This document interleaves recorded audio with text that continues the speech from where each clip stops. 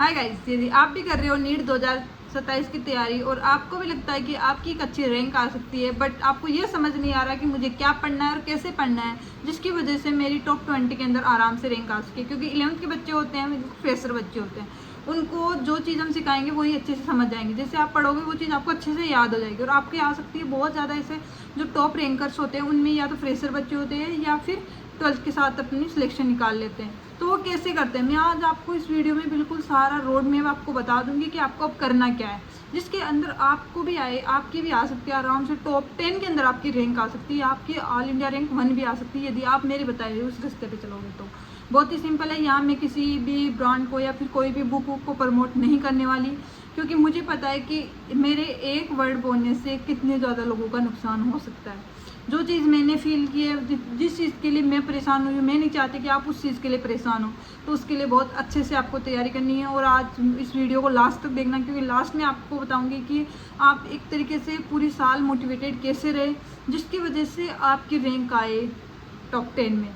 इस चैनल पे यदि आप अभी मेरा वीडियो देख रहे हो तो आप बिल्कुल सही जगह आए हो, क्योंकि यहाँ पे मैं ना तो किसी का प्रमोशन करने के लिए कुछ बोलती हूँ या फिर किसी का सुन के कुछ बोलती हूँ। मैं वो चीज़ बोलती हूँ जो मैंने अपनी लाइफ में फील की और मैंने जो काम किया, उसकी वजह से आज मैं बेस्ट मेडिकल कॉलेज में हूँ। तो गाइस, यदि आप भी चाहते हो कि आप भी आने वाले टाइम में बेस्ट मेडिकल कॉलेज में हो, तो उसके लिए बिल्कुल सिंपल है। जो जो मैंने किया उसको एक बेटर तरीके से कीजिए, आपकी टॉप 20 के अंदर आराम से रैंक आ सकती है। काफ़ी ज़्यादा बच्चों की 11th में होते हैं, उनको फिजिक्स से भी दिक्कत होती है, नए नए बच्चे होते हैं, उनको कुछ आइडिया होता नहीं है। तो गाइस, आज मैं आपको बताऊंगी कि आपको एक ऐसे नहीं कि नीट 2027 में पेपर देना है, अभी तो मुझे उतना कुछ करना नहीं। आप टारगेट 2027 का ना लेके 2026 का लेके चलिए कि ऐसे होना चाहिए कि जब 2026 का बच्चे पेपर दे के आए और आप उस पेपर को देखो ना, तो 11th के जितने भी क्वेश्चन हो वो आपको पूरे अच्छे तरीके से आए।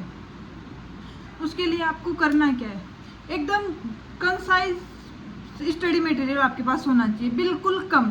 जितना ज़्यादा आपके पास मटेरियल होगा उतनी ज़्यादा आपकी रैंक आएगी। ज़्यादा मतलब ऊपर 2000 3000 टॉप 100 के अंदर जितना ज़्यादा आपके पास मटेरियल है, उस यदि आप सोच रहे हो कि मैं इतना ज़्यादा पढ़ के टॉप 100 के अंदर रैंक ला सकता हूँ, तो बिल्कुल नहीं, चांस ही नहीं है। जो लोग जितना कम स्टडी मटेरियल यूज़ करके रिवाइज ज़्यादा करते हैं, उन लोगों की अच्छी रैंक आती है। आप किसी से भी पूछ लीजिए, जो बच्चा मेडिकल कॉलेज में है या फिर अच्छी रैंक पे है, कोई भी मतलब जो सिलेक्टेड बच्चा है, उससे पूछिए कि उसने क्या क्या किया था। नॉर कोई बच्चे प्रमोशन के लिए बोल देते हैं मैंने ये किया था, मैंने वो किया था, लेकिन गाइस जो लिटरली उसके मन की बात होती है ना, वो या तो देखो मैं आपको बता रही हूँ कि मैंने क्या किया था, मेरे क्लासमेट से कितने सारे यार हमें तो पता है ना, उनसे जब पूछते बात होती है तो वो बताते कि हाँ ये किया था। तो बहुत जितना कम स्टडी मटेरियल उतनी अच्छी रैंक, क्योंकि आप रिवाइज उस चीज़ को ज़्यादा बार कर पाओगे और अच्छे से अपना रिजल्ट इम्प्रूव कर पाओगे।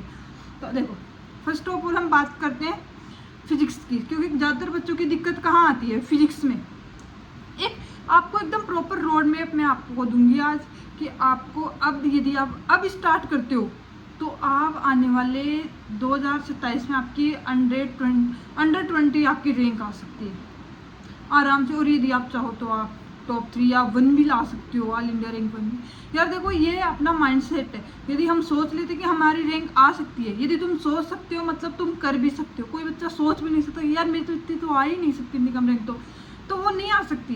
यदि तुम सोच रहे हो कि मेरी आ सकती है, तुम सोच सकते हो मतलब तुम कर भी सकते हो। और करने के लिए क्या करना होगा आपको, जो मैं आपको बता रही हूँ बहुत ही ज़्यादा सिंपल है। इतना जितना ज़्यादा नीट को हाइप बना रखा है ना, हाइप किन लोगों ने बना रखा है, कोचिंग वगैरह ने, कि हम बहुत ज़्यादा हार्ड लेवल की है, ज़्यादा से ज़्यादा बच्चे कोचिंग ज्वाइन करें वगैरह वगैरह। वो इसकी वजह से कि यदि वो इतना हाइप नहीं बनाएंगे तो उनकी कोचिंग में कौन जाएगा। और आप कोचिंग के टीचर वगैरह से पूछो, वो भी मतलब घुमा घुमा के बातें करते, बेसिक क्लियर करो, वो करो वो करो, लेकिन ये नहीं बताते कि एक्चुअल में मैं इस टाइम पे इस जगह स्टैंड कर रहा हूँ, इससे आगे मेरे को क्या करना चाहिए कि मैं एक बेटर स्कोर कर सकूँ, एक अच्छी रैंक के साथ अच्छी एम्स में जा सकूँ, अच्छी जीएनसी में जा सकूँ। मैं आपको बिल्कुल क्रिस्टल क्लियर बता रही हूँ। फर्स्ट ऑफ फिजिक्स यदि आप स्टार्ट कर रहे हो, आपका बिल्कुल बेसिक क्लियर नहीं है, आप बिल्कुल जीरो लेवल पे हो, और काफ़ी बच्चों की हाफ ईयरली एग्जाम इस टाइम पे आ गई है। मैं यहाँ पे ओनली आपको वो बात बताऊंगी जो मुझे लगता है कि आपके लिए सही है और जो मैंने की और मैंने एक अच्छी रैंक प्राप्त की। तो आपको करना क्या है, फिजिक्स के अंदर आपको ओनली आपके लेक्चर लेने हैं। अभी यदि आपका बेसिक क्लियर नहीं है तो आपको सबसे पहले वेक्टर से स्टार्ट करना है, या फिर बेसिक मैथ यदि आपकी वो भी क्लियर नहीं है तो आप पहले बेसिक मैथ लीजिए, उसके बाद वेक्टर क्लियर कीजिए। और आपको बुक लेनी है एरएलएस यूवीडी फिजिक्स, बहुत अच्छी बुक है। मेरे फिजिक्स में 2021 के अंदर 28 मार्क्स आए थे और 2022 के अंदर मेरे 175 नंबर आए, 175 सोच सकते हो, मतलब इतना ज़्यादा मैंने इम्प्रूवमेंट किया था। और वो एक क्वेश्चन गलत हुआ था मेरे, कोई यूनिट डायमेंशन का था, जो मुझे 28 नंबर के अंदर मेरे वो सही था उस टाइप का क्वेश्चन, लेकिन 175 वाले में मेरा गलत था। यार हो जाता है, मतलब मिस्टेक हो गई वो तो, बट यार अब आप पूरे में से पूरा स्कोर कर सकते हो आराम से आप एक बुक की वजह से। और 11th में बिल्कुल वो बेसिक्स हैं, जिससे कि आप 11th में उसको अच्छे से सोल्व कर लोगे। जब आप 12th पढ़ोगे तो 12th के अंदर आप सेकेंड जो वॉल्यूम है उसका वो सोल्व कर लेना। 50 बुक खरीदने की कोई ज़रूरत नहीं है, आपको एक बुक लेनी है एरएलएस यूवीडी फिजिक्स, उसी से क्वेश्चन करने हैं। और देखो 11th का बच्चा है तो उसमें क्या है कि माइनर टेस्ट लगते हैं, तो वो भी 21 या 15 दिन से लगते हैं, जिससे क्या है कि उसको गैप भी मिल जाता है पढ़ने का कि। और उसमें सब टॉपिक, बुक में सब टॉपिक वाइज आपके क्वेश्चन दे रखे हैं। यदि आपके कोई भी टॉपिक है तो उसका एक सब टॉपिक कंप्लीट हो गया तो आप घर पे आके उस सब टॉपिक के क्वेश्चन कीजिए। आपका टारगेट नीट 2027 ना हो कि आपके नेक्स्ट आने वाला माइनर टेस्ट होना चाहिए कि इस माइनर टेस्ट में मैं आराम से बेस्ट स्कोर करूंगा, मेरी टॉप रैंक आएगी। या देखो आप आगे का सोचोगे कि मेरी वो 2027 अभी तो टाइम है, तो आप उतना एफर्ट्स अपना लगा नहीं पाओगे। यदि आपको अपना 100% देना है तो आप अपने नेक्स्ट माइनर टेस्ट पे फोकस कीजिए कि आने वाला नेक्स्ट माइनर टेस्ट में मेरे बहुत अच्छे मार्क्स आएंगे। और कई बच्चे अब भी स्कूलिंग से हैं इस टाइम पे भी, जहाँ पे लोग अभी फाउंडेशन ज्वाइन कर रखे होंगे, कोचिंग वगैरह ज्वाइन कर रखी होगी, लेकिन कई बच्चे अभी स्कूलिंग से। और जो मेरा वीडियो देख रहे हैं तो गाइस आप अभी से, यदि आपके पास कोई और सोर्स नहीं है तो आप यूट्यूब से वीडियो ले लीजिए एंड बेसिक से क्लियर कर लीजिए, और जो मैंने बुक बताई है वो खरीद लीजिए।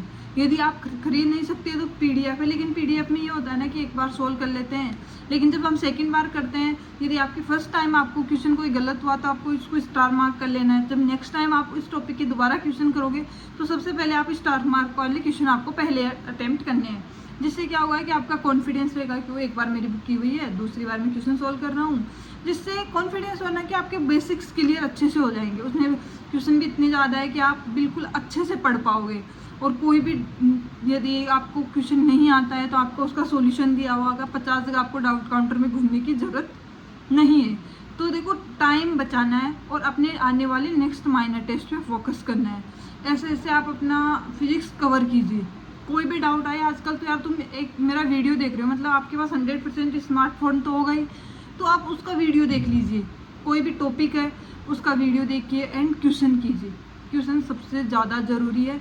और यदि आपकी अच्छी रैंक चाहिए ना तो आपको करना क्या है, बहुत सिंपल, लेक्चर लो, क्वेश्चन करो, जितना ज़्यादा हो सके उतने ज़्यादा क्वेश्चन करो और देखना आपकी इम्प्रूवमेंट। आपको 15 दिन आप यदि उस बुक को सोल्व कर लोगे ना, आपके अंदर से कॉन्फिडेंस आ जाएगा कि मेरी रैंक अंडर 20 आराम से आ सकती है। यार एम्स दिल्ली सबकी ड्रीम कॉलेज है, यदि आपको भी वहाँ जाना है तो आपको अभी से, आपके पास टाइम भी है, ऐसे नहीं कि आपके पास टाइम नहीं, आपके पास टाइम भी बहुत, आराम से कर सकते हो तुम वो चीज़। तो अभी से आप स्टार्ट कीजिए। फिजिक्स आपको ऐसे कवर करनी है, आपको कुछ नहीं करना, ओनली आपको लेक्चर लेने, नोट्स बनाने और एरएलए से क्वेश्चन सोल्व करने, और कोई भी बुक आपको नहीं करनी है। और फिजिक्स के लिए तो मैं कोचिंग के मॉड्यूल भी रिकमेंड नहीं करूँगी, क्योंकि मुझे पता है मॉड्यूल के थोड़े हाई लेवल के क्वेश्चन होते थे, मेरे से वो नहीं होते थे। जब मैंने एरएलएस की, मैंने उसको अच्छे से समझा, तो मॉड्यूल में भी सेम से क्वेश्चन मेरे को लगने लग गए थे, यहाँ सेम से है। लेकिन अभी आप एरएलएस कीजिए, एरएलएस आपके लिए बेस्ट है। यदि आपकी फिजिक्स वीक है तो और भी ज़्यादा ज़रूरी है कि आप एरएलएस ही करें। अब बात आती है केमिस्ट्री की। केमिस्ट्री में आपको करना क्या है, फर्स्ट ऑफ ऑल केमिस्ट्री का बस कॉन्सेप्ट हमारा ये होना चाहिए कि वहाँ पे फिजिक्स के अंदर मैंने एनसीईआरटी का नाम नहीं लिया। एनसीईआरटी आपको तब रिवाइज करनी है जब आपके टेस्टों में 160+ मार्क्स फिजिक्स के अंदर आ रहे हो, क्योंकि 99% मतलब 95 के आसपास हमारे क्वेश्चन रहते हैं न्यूमेरिकल बेस्ड, और 1% को थ्योरी बेस्ड क्वेश्चन रहता है। तो आप उसके लिए एनसीईआरटी पढ़ सकते हो। वो स्पेसिफिक क्वेश्चन है, वही आने, वही रिपीट होने, चाहे वो जेईई में हो चाहे नीट में हो, वही क्वेश्चन रिपीट होने, तो आप उनको अच्छे से कर लीजिए। एंड केमिस्ट्री के लिए आपको करना क्या है, यदि आप बात करें फिजिकल केमिस्ट्री की, तो सबसे पहले आपको लेक्चर लेना है, नोट्स बनाने हैं एंड क्वेश्चन करने हैं। और कुछ क्वेश्चन है जो एनसीईआरटी के अंदर भी दे रखे हैं चैप्टर के बीच बीच में, आपको वो भी सोल्व करने हैं। वो थोड़े क्वेश्चन अच्छे लेवल के होते हैं तो आप उसको टाइम लगा के भी सोल्व कर सकते हो, आपको वो करना है। और 11th में इतना ज़्यादा आपके पास सिलेबस है नहीं कि आपके पास 12th का भी, अभी 12th का तो है ही नहीं, आपके पास ओनली 11th का है। तो आपको उसके हिसाब से आपको हर चीज़ अच्छे से पढ़ते हुए चलनी है, तभी आपकी रैंक आएगी। एंड ऑर्गेनिक केमिस्ट्री में सबसे पहले आपको पढ़ना है, वही लेक्चर लेना है, नोट्स बनाना है, एंड उसके बाद आपको एनसीईआरटी पढ़नी है, फिर आपको क्वेश्चन करने हैं। तो इसके लिए 4 स्टेप हो गए। फर्स्ट स्टेप लेक्चर लेना, सेकंड स्टेप नोट्स बनाने, थर्ड स्टेप आपको एनसीईआरटी पढ़नी है, एंड फोर्थ स्टेप आपको क्वेश्चन करने हैं। क्वेश्चन के लिए मैं आपको केमिस्ट्री में ओनली रिकमेंड करूँगी आपके कोचिंग के मॉड्यूल है वो, क्योंकि यार देखो कई बच्चे बोलते थे दीदी केमिस्ट्री के लिए बुक बता दीजिए, तो केमिस्ट्री में मैंने ओनली मॉड्यूल किए थे, मैंने पर्सनली कोई बुक सोल्व और नहीं की थी, ओनली मॉड्यूल किए थे। और कई बच्चे, क्योंकि मैंने अपनी क्लासमेट्स वगैरह से पूछे थे कि उन्होंने कौन सी बुक सोल्व की, तो उन्होंने वो एनसीईआरटी फिंगर टिप्स कुछ बताई है, तो आप वो कर सकते हो यदि आपके पास मॉड्यूल अवेलेबल नहीं है। यदि आपके पास अच्छी कोचिंग के मॉड्यूल अवेलेबल है तो आप मॉड्यूल कीजिए। और फिजिकल केमिस्ट्री, ऑर्गेनिक, इनऑर्गेनिक के लिए भी आपको ये है कि लेक्चर लेने हैं और आपको एनसीईआरटी पढ़नी है अच्छे से और क्वेश्चन सोल्व करने हैं। और बायो के लिए आपको दो चीज़ हो गई आपके लिए, मटेरियल लेक्चर हो गया और आपको क्वेश्चन सोल्व करने हैं बुक से या मॉड्यूल से, जो भी आप प्रेफर कर रहे हो उससे। मेरा तो मानना है कि आप अच्छी कोचिंग के मॉड्यूल ही सोल्व करो, क्योंकि केमिस्ट्री के लिए वो सफिशिएंट है। और बात करें हम बायोलॉजी की, तो बायोलॉजी में सिंपल आपको एनसीईआरटी के अलावा मॉड्यूल वगैरह के जो स्टडी मटेरियल्स हैं उससे कुछ नहीं पढ़ना है, आपको ओनली एनसीईआरटी रिवाइज करनी, लेक्चर लेना है। यदि आप चाहते हो कि आपका काफ़ी ज़्यादा सिलेबस छूट गया है, अभी आप स्टार्ट कर रहे हो तो 11th आधी से ज़्यादा आपकी हो चुकी होगी इस टाइम पे, यदि आपके पास टाइम नहीं है तो आप ओनली लेक्चर लीजिए और एनसीईआरटी खोल के रख लीजिए। और लेते टाइम ये समझिए कि एनसीईआरटी में ये चीज़ कैसे लिखी हुई है, उसका कॉन्सेप्ट समझिए, क्योंकि 11th की एनसीईआरटी बहुत ही बहुत ज़्यादा अच्छी तरीके से डिज़ाइन की गई है और बहुत अच्छे से लिखी गई है, तो बहुत मज़ा भी आएगा यदि आप उसके कॉन्सेप्ट को समझ जाओगे तो आपका टारगेट होना चाहिए आने वाला नेक्स्ट माइनर टेस्ट, उसमें आपको अच्छा स्कोर करना है। ज़्यादा 50 स्टडी मटेरियल यूज़ करने की ज़रूरत नहीं है। मैंने जो बताया कि फिजिक्स में एररलेस, केमिस्ट्री में मॉड्यूल एंड बायो में भी मॉड्यूल, बस इसके अलावा आपको आपकी टेबल पे और कुछ चीज़ होनी ही नहीं चाहिए। बस इतने से आप अच्छी रैंक ला सकते हो, आपकी अंडर 10 रैंक आ सकती है। तो क्यों आप फालतू में 50 चीज़ें पढ़ के अपना टाइम वेस्ट कर रहे हो, उतने टाइम एंजॉय कीजिए।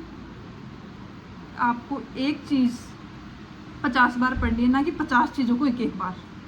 बहुत अच्छे से पढ़ना है। और कोई भी डाउट आ रहा है, यदि आप 11th में हो या 12th में हो या फिर टारगेट पेज में कोई भी डाउट आ रहा है तो आप मेरे को कमेंट कीजिए, मैं हर बच्चे का रिप्लाई देती हूँ। बिकॉज मैंने जो देखा था, जो मेरे को फिजिक्स समझ नहीं आती थी, मैं किसी से पूछती थी किसके नंबर आ रहे हैं, किस टीचर से पूछते थे, सब ऐसे बोलते थे बेसिक क्लियर करो।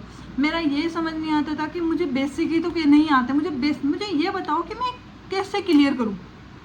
तो फिजिक्स के लिए यदि आपको वीक है तो आप फर्स्ट ऑफ ऑल वेक्टर के लीजिए, और फिर उसके बाद 1D 2D 1 dimension motion, second dimension motion and NLM Newton law of motion. उसके बाद आपको फिजिक्स इजी लगने लग जाएगी यदि आप ये टॉपिक अच्छे से कर लोगे। क्वेश्चन आपको एररलेस से करनी है। कोई भी डाउट है तो कमेंट कीजिए। बाय।